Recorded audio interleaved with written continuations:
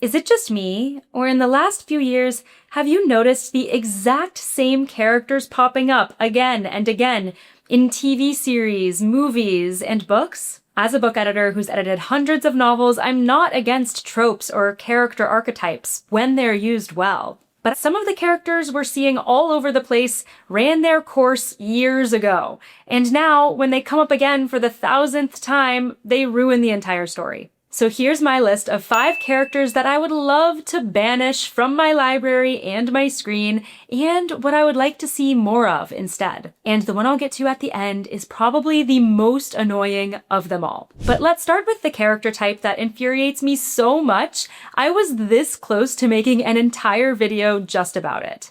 The Psychopath Husband. When I worked at Penguin Random House, I edited a ton of domestic suspense and psychological thrillers. And to this day, those books are some of my favorite to read and edit. But if you're writing in this genre, I beg you, please do not make the big twist that the husband is just a total psychopath. By the way, I'm going to give major spoilers ahead, so consider yourself warned. I was so excited to see what all the buzz about the housemaid was all about, since I heard that the twist was insane. And as this genre has become more and more saturated, pulling off a satisfying twist has become nearly impossible because readers have seen it all by this point. So I was expecting a lot from the housemaid. But when I got to the big reveal that the husband had been emotionally and physically abusing her for years, and that she hired the housemaid to escape him, I felt cheated.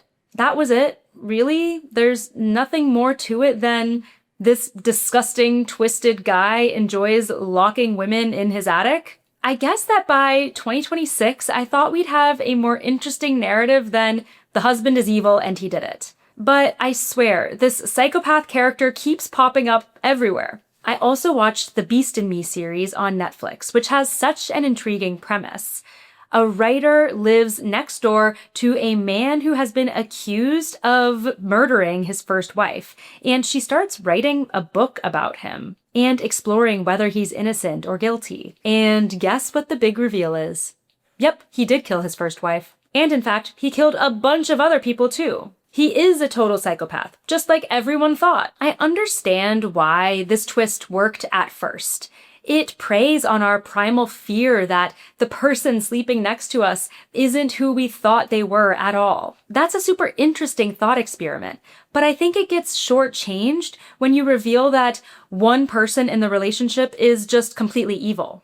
One of them, the wife, is right, and the other one, the psychopath husband, is totally wrong. Authors don't have to do the work of building tension and misunderstandings between two complicated people, because it's very black and white. But as an editor, the gray area is what feels so exciting and rich to explore, especially in dark genres like suspense, where I want to be pushed and made uncomfortable. What I keep thinking about is the book that kickstarted this entire wave of domestic suspense and psychological thrillers, Gone Girl, actually does a much better job of presenting two complex, flawed, layered characters than most of the books that have come in its wake. So can we go back toward that? I want to read a domestic thriller where the husband is just an imperfect guy. Maybe he made a big mistake or a questionable decision, but he isn't inherently evil through and through. I actually thought that the Amazon movie Juror Number 2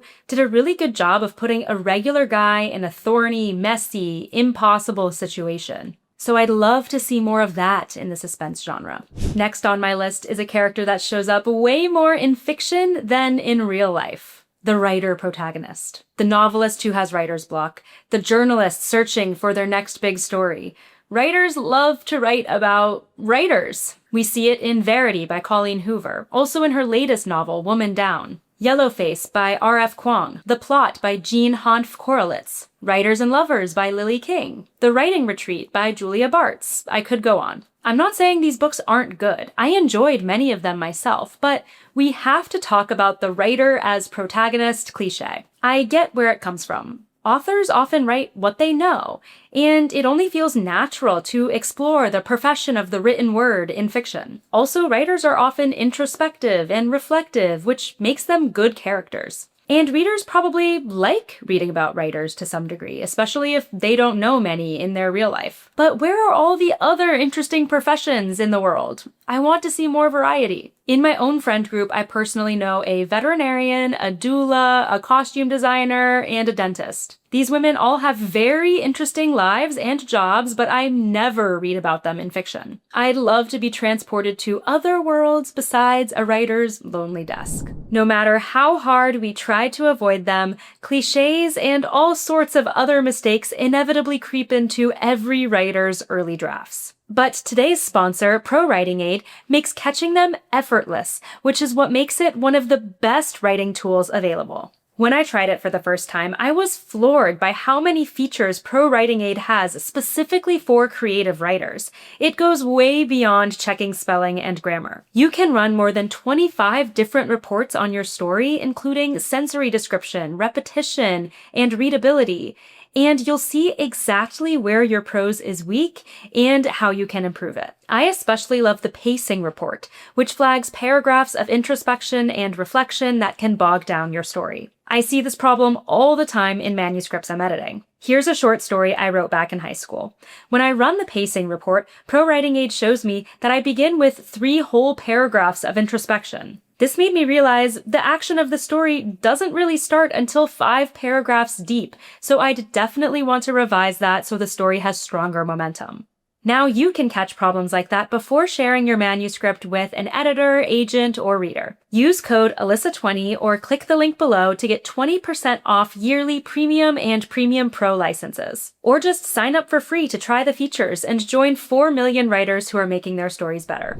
With the next character, I want to talk about a world I'm probably getting transported to more than I'd like. The wealthy woman with no real problems. There are so many shows, books, and movies out there right now about rich people, especially women, being mildly inconvenienced. She lives in a beautiful house in the Hamptons or Aspen. She drinks a lot of Chardonnay. Her primary concerns are the gossip at her country club and her monthly book club sessions. These characters can be entertaining for sure for a while, but unless there's something real and deeper going on, they can feel quite shallow. The Hunting Wives by May Cobb takes place in a wealthy Texas community where the women stir up scandals. The White Lotus has mastered the portrayal of rich women, especially in Jennifer Coolidge's character. The series Your Friends and Neighbors has a male lead, but the same backdrop, a wealthy Westchester community. But it's made more interesting by the fact that he's facing a dire financial situation that leads him to crime. I'll admit, sometimes I love to be whisked away to these aspirational settings where the houses and egos are big and the problems are small. But the issue arises when we're given no reprieve from or critique of the character's extremely limited and privileged worldview. I was thinking about this recently when I read the novel Best Offer Wins by Marissa Caccino. It's pitched as a darkly satirical and humorous novel about the lengths a woman will go to purchase her $1 million dream home in the DC suburbs. I flew through the novel, but I felt an emotional disconnect from the narrator all the way through because she never acknowledged the reality of her situation. She acts like not getting her dream home is the biggest struggle in the world. And of course, the author is making that point and drawing our attention to that. Deeper in the novel, we actually learn a bit about her troubled childhood that is what leads her to want this life so bad. But I wish we had some of that sooner to make her a bit more sympathetic. Now, this next character might be controversial to the romance readers who are watching. But before I reveal it, if you're enjoying this video, make sure to hit that subscribe button. YouTube tells me most of you aren't actually subscribed to my channel, but what are you waiting for? It would mean a lot to me to have you join us. So that romance character is the Shadow Daddy. To be completely honest with you, I only very recently learned the name for this type of character, but I've been seeing him everywhere, especially in romantasy. He's a brooding, mysterious, 6'5" male love interest who literally wields dark magic. He has big muscles and big wings. He may or may not be fae. He has a tortured past. He has eyes that go black, and that pierce the heart of the female lead, of course. The most quintessential examples are Rhysand from A Court of Thorns and Roses and Xaden from Fourth Wing. And now nearly every romantasy novel has some version of this guy in it. But this character type isn't exactly new. We've always had brooding male love interests.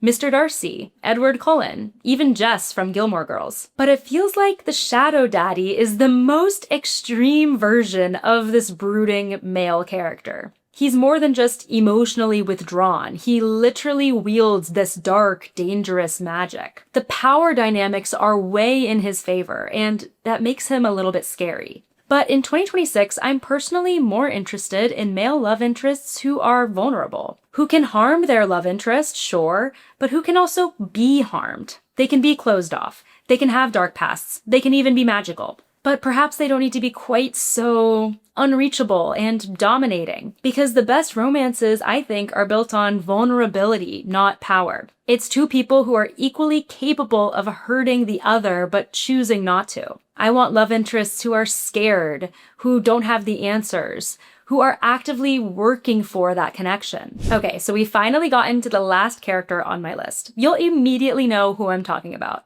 and they might be the most annoying of all of them. The quirky girl everyone loves. You've seen her, you know her. She wears mismatched socks. She loves neon. She cuts her own hair, typically a bob. She's just so refreshingly herself. And every man she meets falls in love with her within 5 minutes. Don't worry, she has flaws. They're just like she doesn't do her laundry and she eats cereal for dinner. This girl is all over the rom-com genre. She shares some DNA with the manic pixie dream girl of the early 2000s, except now she's Gen Z. Poppy in People We Meet on Vacation by Emily Henry is a great example. She's wild and can't be tamed, clinging to her jet-setting lifestyle. And then there's Emily from Emily in Paris, who wears wildly impractical outfits and has no fewer than 10 love interests. What bothers me about this character is that her quirks are never questioned or criticized. Her flaws never manifest into something real and consequential, and that makes her flat. Is her cool girl persona, her effortless vibe, real and authentic, or is it a facade masking something? We'll never know, because she'll never tell us. And no one will probe deep enough to find out. All the other characters are just totally entranced by her, so the reader never gets to decide for themselves if she's as cool and authentic as they're saying. The story makes the choice for us and forces us to go along with it. And therein lies the problem with all of the characters I talked about today. They're oversimplified.